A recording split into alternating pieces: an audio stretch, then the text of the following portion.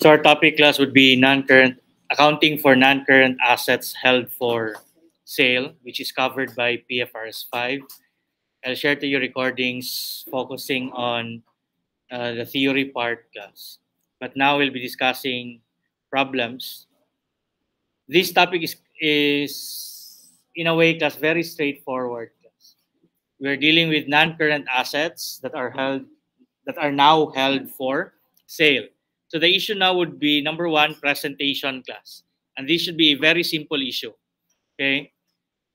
The name itself would tend to confuse students class because it's called non-current assets held for sale.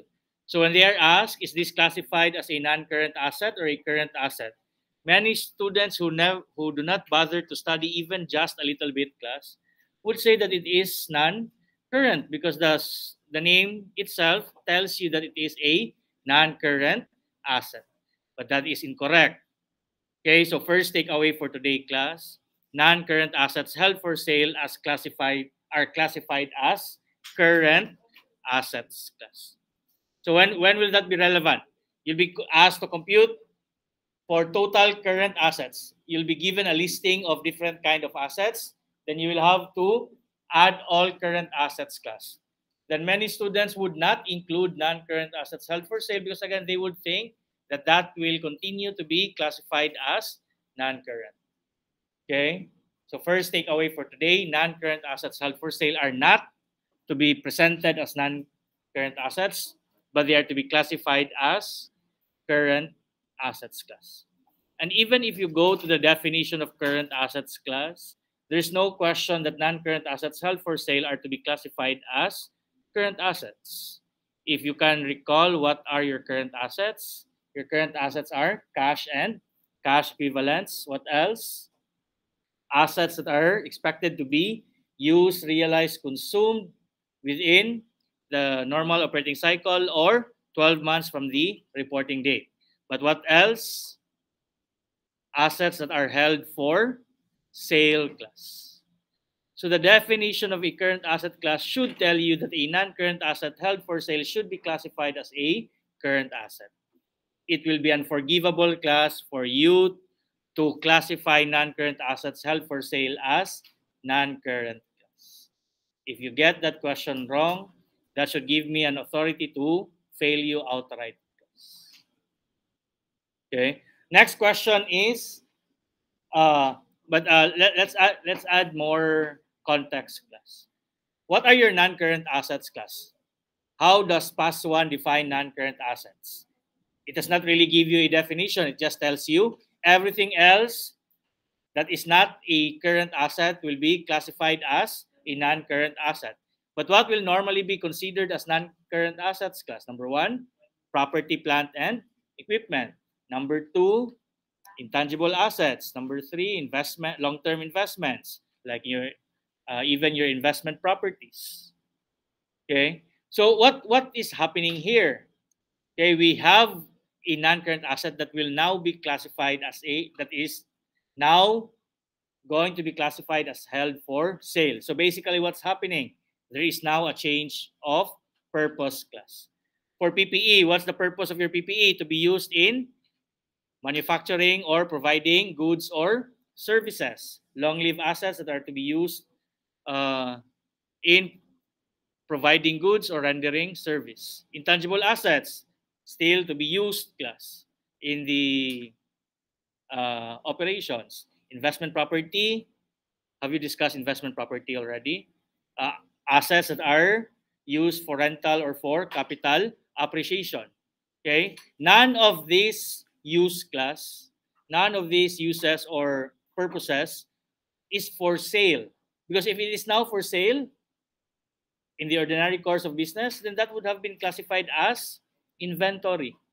So it's just a matter of change in purpose class. If from being used in operations to being held for sale, if you will recoup the value of the asset through sale class instead of through continued use, then PFRS 5 will be applicable. It will now be classified as held for sale. It's just a matter of change in purpose class. Okay, and The next question now would be, we're done with presentation. Next question would be measurement. Why is this important? Because when the assets were still non-current assets, their measurement rules were different. If it's PPE, what's the measurement rule class? You use the cost model or the revaluation model. If it's investment property, you can use cost model or the fair value model.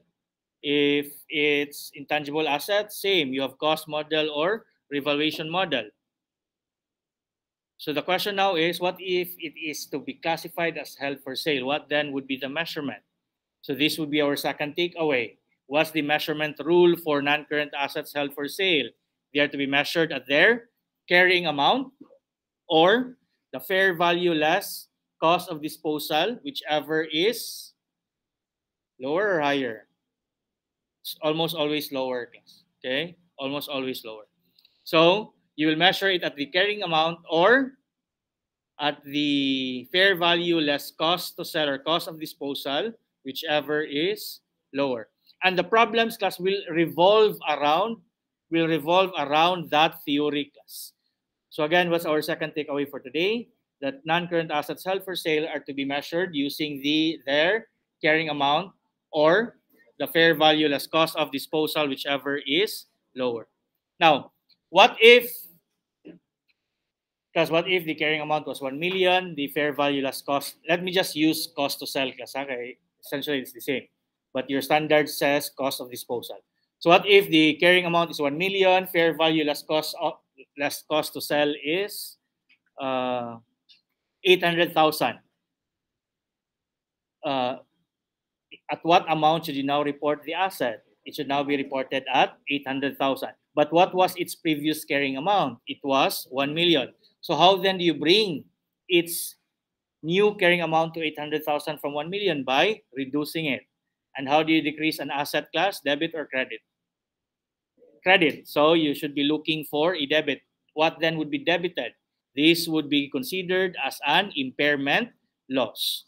Okay, basically, going back to your past 36, when is an asset impaired? An asset is impaired if its carrying amount is greater than its recoverable amount. And what is your recoverable amount? It's either your fair value less cost to sell or your value in use. But is value in use relevant here? No, because what is the principal way of recovering the value of the asset? Will it be through continued use? No, it would be through sale or disposal.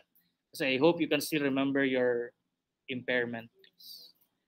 I do not want to expound on value in use and recoverable amount and value in use or fair value less cost to sell at this point. Okay, so again, what will happen if the fair value less cost to sell is lower than its carrying amount? Then you will have to bring down the asset to its adjusted amount, which is the lower between the carrying amount and the fair value less cost to sell, and you will have to record impairment loss. What if it's the other way around? It's the carrying amount that is lower. The carrying amount is 1,200,000. The fair value less cost to sell is 1,500,000. So in our books, it is carried at 1,200,000, but its fair value less cost to sell is 1,500,000. At what amount should it be reported? Again, the lower amount. And which one is lower? The 1,200,000, which is its carrying amount. And what then should we do? We will do nothing, class. Okay, it is already carried in our books at 1,200,000. So what does that mean? You will not recognize any gain from the increase in fair value. So if carrying amount is lower, do nothing. If fair value less cost to sell is lower, bring it down to its fair value less cost to sell and record an impairment loss. Okay, and again, most questions will revolve around here. And slightly difficult questions will revolve around reversals, class. And this is why it's important that you have a good foundation on impairment, class. Okay, the rules on reversal of impairments are basically the same rules that will happen here for any reversal or changes in the value of the non-current asset held for sale. And we will apply those theory as we discuss the problems. Okay, But procedure-wise, class, procedure-wise, what do I want you to do? If an asset now is to be classified as held for sale, on the date of reclassification, always update or adjust the carrying amount to our measurement rule. And what is our measurement rule? Lower of the between the carrying amount and the fair value less cost to sell. Okay. Let's apply that one. First question in problem 8-1. What is the adjusted carrying amount of the land on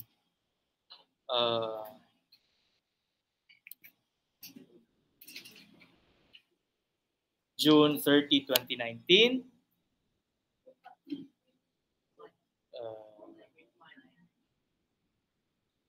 Okay, so the lazy answer here, class, would have been 2,900,000. Okay, why would that be the lazy answer?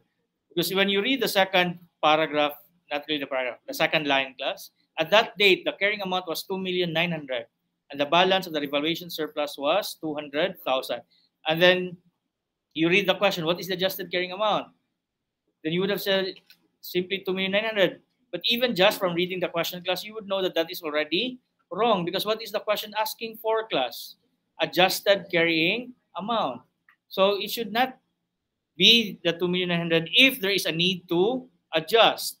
So the next question is there a need to adjust? And to answer that question, what do you do? Compare the previous carrying amount with the fair value less cost to sell. And how much the previous carrying amount? 2,900,000. And how much now is the fair value less cost to sell? Is it 3,300,000? No, you will have to deduct 200,000. So 3,300,000 minus 200 will give you how much? 3,100,000.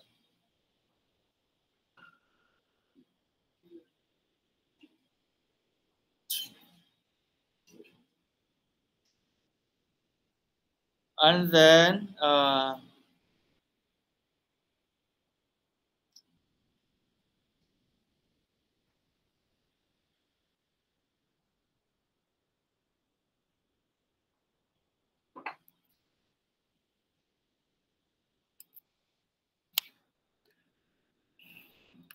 so it's adjusting carrying amount, class, would be the 3,300,000 minus the 200,000.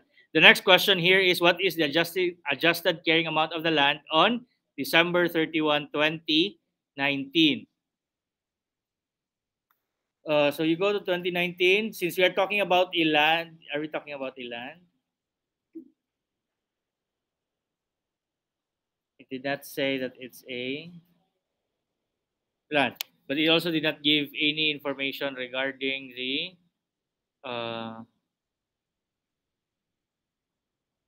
depreciation. A depreciation would not matter because it uses the revaluation model. Because at the initial classification date, because I always change it as its fair value less cost to sell, then you apply the lower between the carrying amount and the fair value less cost to sell in the subsequent dates, class. So the second question here is, what is the adjusted carrying amount of the land on December 31, 2019? Are we given with a fair value less cost to sell? Yes. Is it 3,250,000? No. It is 3,250,000 minus 250. And how much is 3,250,000 minus 250? That's 3 million. So how do we call the 3 million, class? That would be our fair value less cost to sell as of December 31, 2019. Okay. And then you compare that with what? You compare that with 3,100,000. Okay, you compare that with 3,100,000. And which one should we be using? To what amount should the asset be reported at? Should it be the 3,100,000 or the 3 million class? Choose the lower amount. So answer here would be 3 million. Because I hope you can remember, class, when you use revaluation model, you will always have to restate it to its fair value.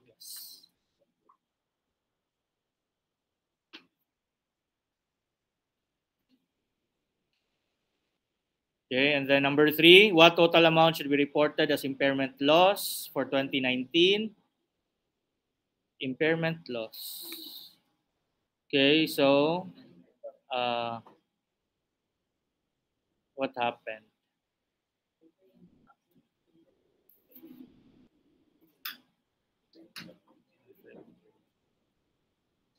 Okay.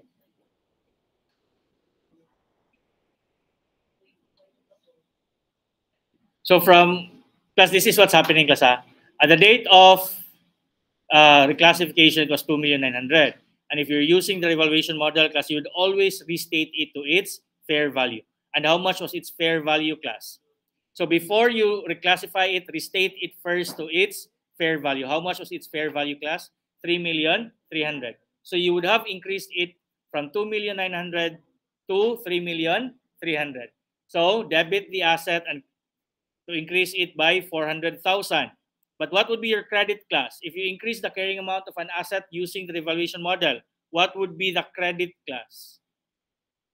If the fair value is greater than its carrying amount, to restate it to its fair value, what account will be credited? It would be your revaluation surplus. So before the reclassification, to update the fair value, class, your entry would be debit the asset and credit revaluation surplus for 400,000. With that entry, the carrying amount of the asset will now be 3,300,000. Now you reclassify. What do you do when you reclassify, class? Choose between the carrying amount and the fair value less cost to sell. The carrying amount now is the 3,300,000. You compare it with the fair value less cost to sell of 3,100,000. So basically, it's 2 steps, class. 2,900,000 to 3,300,000, and then 3,300,000 to 3,100,000. And as you bring it down from 3,300,000 to 3,100,000, that's a decrease of 200,000. This will now be your impairment loss. So on June 30, 2019, you will have an impairment loss of 200,000. But why is our answer in this problem in number 3 not 200,000? Because aside from the 200,000 impairment loss on June 30, 2019, we will have an additional loss on December 31, 2019. What was the source of the impairment loss on December 31, 2019? It's the decrease from 3,100,000, the previous adjusted carrying amount, to the latest carrying amount of 3 million. So bring it down or record additional impairment loss of 100,000. So your total impairment loss in 2019 would be 300,000. So the answer there, number 3, would be 300,000. Number 4, what is the revaluation surplus on December 31, 2019? Your answer here, class, would be 600,000. You have initial revaluation surplus of 200,000, and then you will have additional revaluation surplus of 400,000. Where did we get the 400,000 again? It was from the 2,900,000, then to restate it to 3,300,000. Class, again, remember, if you use the revaluation model, it will take 2 steps, class. Do not immediately go to the fair value less cost to sell. You restate it first to its fair value. So from 2,900,000, restate it to its fair value of 3,300,000.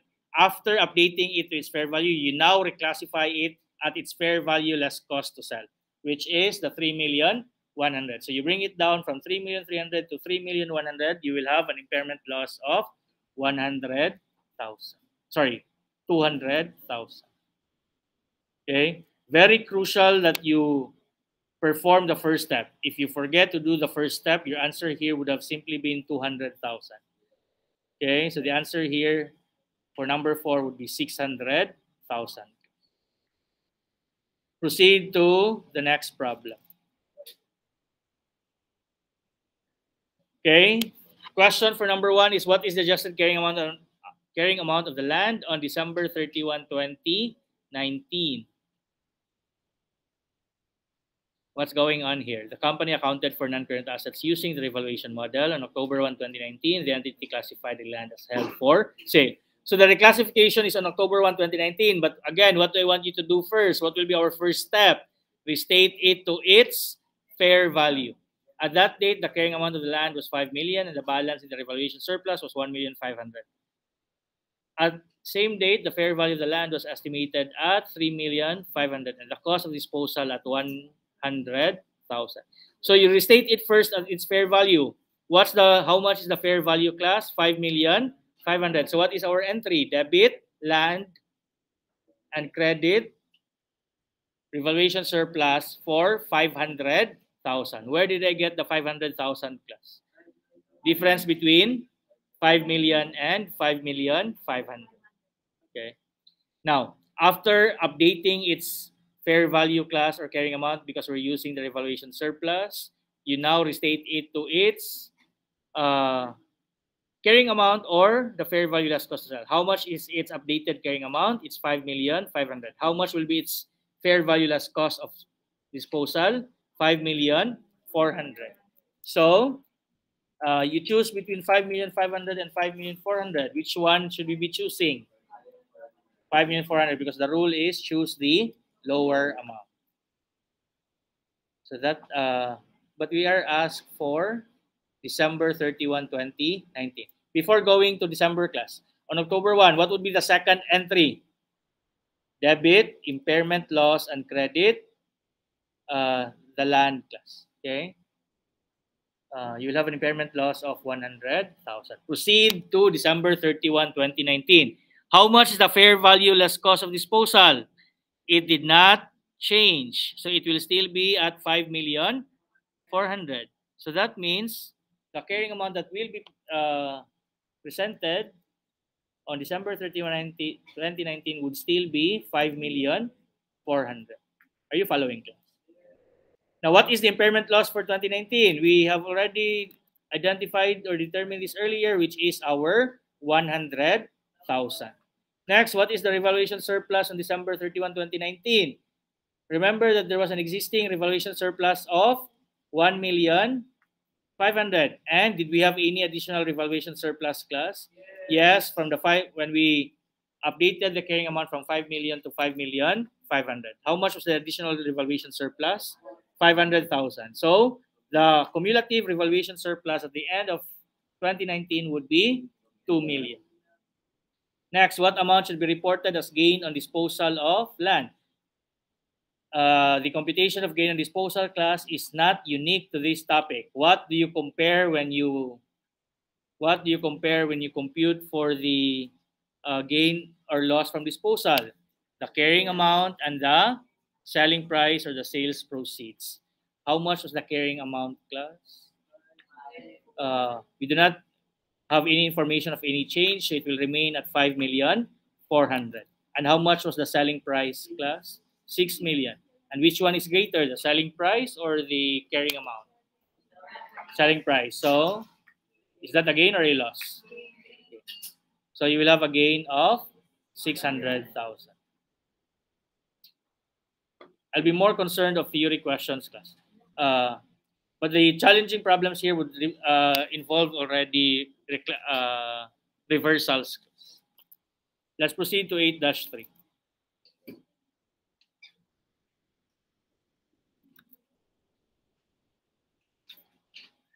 What amount in OCI should be recognized in the statement of comprehensive income? If I were to guess, this must involve revaluation surplus. And indeed it does. The problem tells us that the entity used the revaluation model because it is your revaluation surplus that will be reported in the statement of comprehensive income. On January 1, 2019, purchased land at the cost of 6 million. I remember now. The more challenging problems here, class, would involve depreciable assets, class. Here, the restatement to its carrying a fair value less cost of sale would be simpler, class, because we are dealing with land, class. Fair value of the land was 7 million on December 31, 2019 and 8,500,000. The cost was 6 million. On July 1, 2021, the entity decided to sell the land and therefore classify the asset held for sale. The question is in 2020. So it was acquired for 6 million. And what happened during 2020? The fair value is 7 million in 2019 and then 8,500,000 in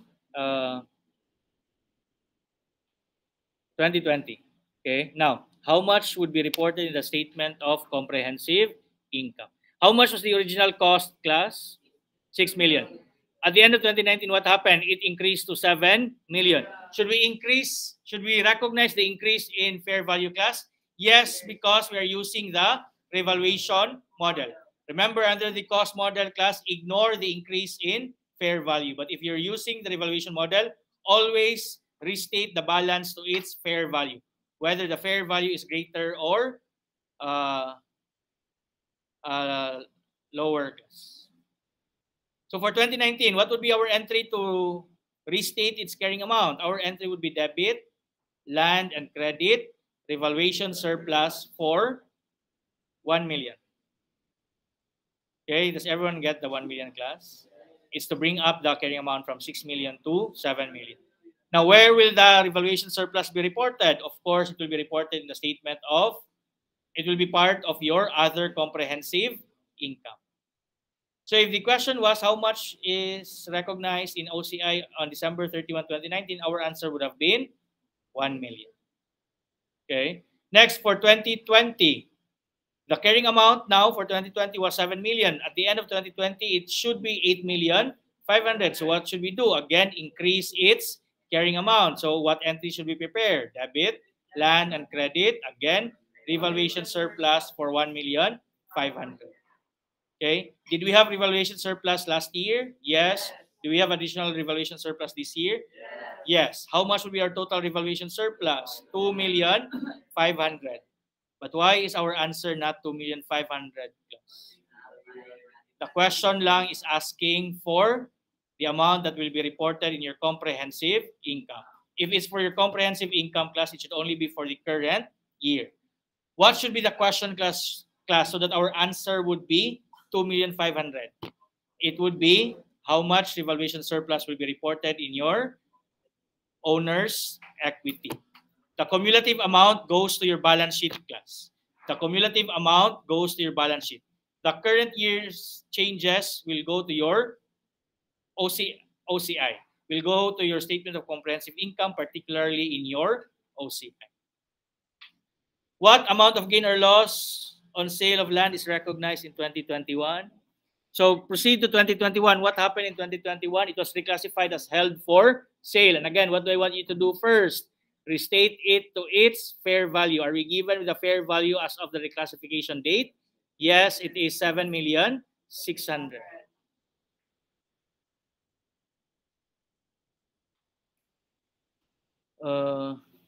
So again, decrease. So what will be our entry here to bring it down to 7,600,000 from 8,500,000? This will just be a reversal of your revaluation surplus, because our entry here would be debit, revaluation surplus, and credit land. For how much is the decrease? 900,000. Okay. And then we will not have impairment loss, class, because the fair value is just the same as the fair value less cost of disposal, and the fair value has already become its carrying amount.